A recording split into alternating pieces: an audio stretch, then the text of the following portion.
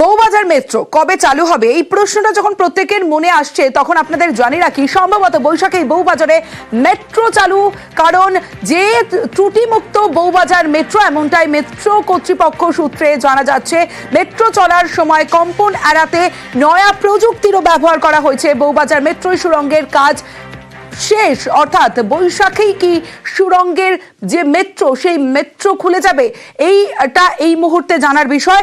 আরও একবার আপনাদের জানিয়ে রাখি, বউবাজার মেট্রো বৈশাখেই বউবাজার মেট্রো চালু, ত্রুটিমুক্ত বউবাজার মেট্রো, মেট্রো চলার সময় কম্পন এড়াতে নয়া প্রযুক্তি। আবির রয়েছে, আরো আপডেট দেবে আবির। প্রথমত হচ্ছে বউবাজারে 2019 সাল থেকে সমস্যা তৈরি হয়। 2024-এর ডিসেম্বরে এসে বউবাজার অবশেষে রিস্ক ফ্যাক্টর আর যে নেই তা জানিয়ে দিচ্ছে মেট্রো কর্তৃপক্ষ।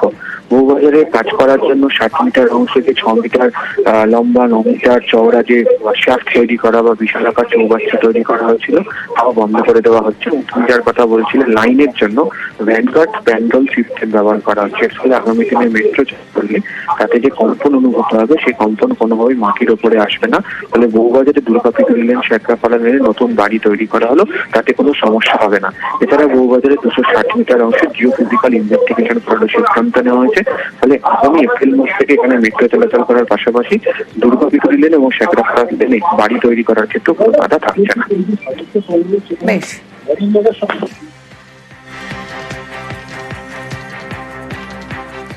নিউজ 18 প্রাইমে এবার যে খবরের দিকে নজর রাখতেই হবে, পুরুলিয়াতে রবীন্দ্রনাথের মূর্তি সরিয়ে ড্রেন সংস্কার। পুরুলিয়া পৌরসভায় ড্রেন সংস্কার করতে সরানো হলো মূর্তি। রাস্তার উপর উঠে আসছিল ড্রেনের জল, দীর্ঘদিনের সমস্যার সমাধানে বাধা ছিল এই মূর্তি। অবশেষে রবীন্দ্রনাথের মূর্তি সরানোর সিদ্ধান্ত পুরসভার। রবীন্দ্রনাথের মূর্তি সরিয়ে ড্রেন সংস্কার, পুরুলিয়া পৌরসভা ড্রেন সংস্কার করতে সরানো হয় মূর্তি। ইন্দ্রজিৎ রয়েছে আমার সঙ্গে, ইন্দ্রজিতের সঙ্গে কথা বলবো। ইন্দ্রজিৎ, এই যে রবীন্দ্রনাথের মূর্তি সরানো হলো তার পরিবর্তে এই মূর্তি কোথায় বসানো হবে, পুরসভা কি বলছে, কি সিদ্ধান্ত নেওয়া হয়েছে?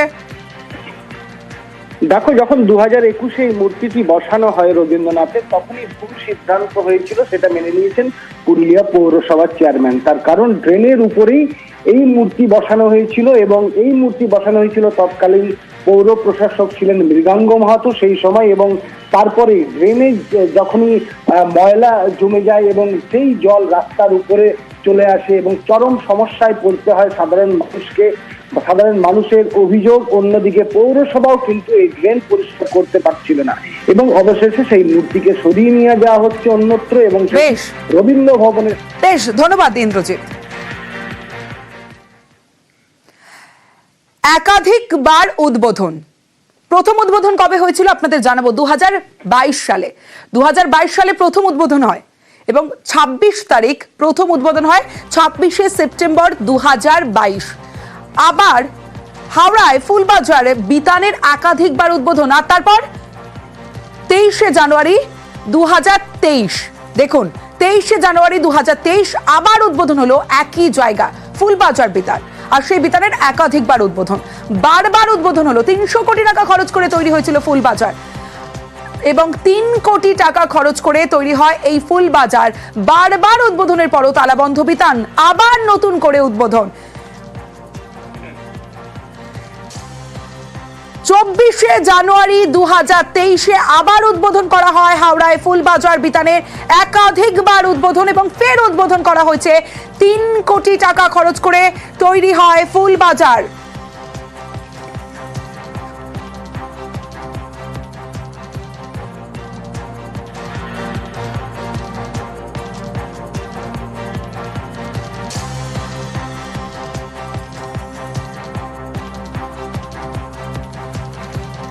আমার সঙ্গে রয়েছে দেবাশিস, দেবাশিসের সঙ্গে কথা বলবো। দেবাশিস, সমস্যাটা ঠিক কোথায়? কেন বারবার উদ্বোধন হচ্ছে তারপরেও খোলা যাচ্ছে না বিতান এই ফুলবাজার? কোথায় সমস্যা? সমস্যা একটাই, সেটা হচ্ছে ফুলবাজারের বা মেন সমস্যা হচ্ছে পরিকল্পনা। এই পরিকল্পনা নেওয়ার আগেই মূলত ফুল ব্যবসায়ী বা ফুল চাষি তাদের সঙ্গে কথা বলে এরকম একটা সিদ্ধান্ত নেওয়া উচিত ছিল হাওড়া পুরসভার। মত কিন্তু ফুল চাষিদের, তার কারণ একাধিক ফুল চাষি তারা জানেই না এইরকম কোনো বাজার রয়েছে। আর 2022 সাল থেকে একের পর এক প্রত্যেক বছর উদ্বোধন করে চলছে এই বাজারের, কিন্তু এখনো পর্যন্ত সেই মার্কেট খোলেইনি, তালা বন্ধ। আর যখন ফুল বাজারের উদ্বোধন হয় সেই সময় কিছু মানুষকে ফুল ব্যবসায়ী বা ফুল চাষি সাজিয়ে তাদেরকে জগন্নাথ ঘাট থেকে ফুল নিয়ে এসে তাদেরকে সেখানে মঞ্চে বসিয়ে দেওয়া হয়। পরবর্তীকালে উদ্বোধন শেষ হতেই আবার পড়ে যায় তালা। এই তালা পড়া নিয়ে কিন্তু একটা বিস্তর ক্ষোভ রয়েছে সাধারণ হাওড়া পুরবাসী এবং ব্যবসায়ীদের মহলে। তার কারণ এরকম একটা বাজার যদি খুলতো তাহলে হয়তো অনেক ফুল ব্যবসায়ী ভালো হতো, কিন্তু কোনো পরিকল্পনা ছাড়া, কোনো মতামত ছাড়া এমন একটা জায়গায় মার্কেট হলো যেখানে হয়তো সাধারণ মানুষ আসবেই না, যেখানে আসার যান চলাচলও সেরকম ভাবে কোনো পরিষেবা নেই। ফলে সেই জায়গায় দাঁড়িয়ে পরিকল্পনার অভাবেই এইরকম ভাবেই মুখ টুকরে পড়তে হচ্ছে হাওড়া পুরসভাকে। তবে অবশ্যই হাওড়া পুরসভার দাবি আর কিছু কাজ বাকি রয়েছে, সেই কাজের জন্য আটকে রয়েছে। কাজ হয়ে গেলেই পুরোপুরিভাবে বাজার খুলবে। তবে যদি কাজ বাকি থেকে থাকে তাহলে কেন 2 বছরে 3 বার সেটিকে শুভ আরম্ভ বা উদ্বোধন করতে হলো, প্রশ্নটা থেকেই যাচ্ছে। ঠিক দেবাশিস,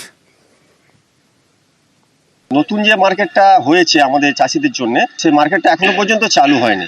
এই মার্কেটটা চালু হলে আমরা চাষিরা ঝড় বৃষ্টির হাত থেকে বা রোদের হাত থেকে অনেকটা ছাওয়ায় নিরাপদে আমরা মাল বিক্রি করতে পারবো। আমাদের বেশ ভালোই লাগলো মনে মনে যে বাসে যেতে হবে না, বেশ সাইকেলে হোক বা হেঁটে চলে যাব, ফুলটা নিয়ে চলে আসবো। কিন্তু কিছুদিন 4 দিন পর শুনলাম যে লোক যাচ্ছে না, ওই জন্যই মানে চালু হলো না। আবার যদি চালু হয় বলছে, পোস্টারিং চারিদিকে দেখা দিচ্ছে, হলে আমাদেরই হাওড়াবাসীর কাছে খুব ভালো হবে।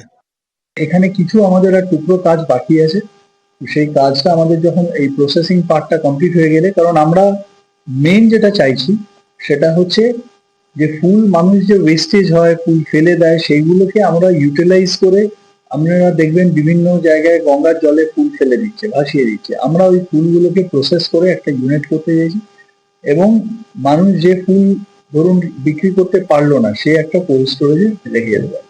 তো এইটা আমাদের লাস্ট পার্টে অফ দ্য প্রজেক্টটা বাকি আছে, সেটা আমি আশা করছি এই সপ্তাহের মধ্যেই আমাদের কথা হয়েছে, ওনারা লাস্ট ট্রেন টাকা দিলে আমরা। Distinguished guests, friends from both the countries, and also the students, the youth, the journalists, all the people belongs to Indian Army. Thank you so much for giving me this opportunity. We are always proud of our army, Indian Army. They always performed with bravery and with their physical strength and also their moral strength. How they sacrifice their life for the country. I pay my homage on behalf of West Bengal and all the state who represented here, on behalf of all the states.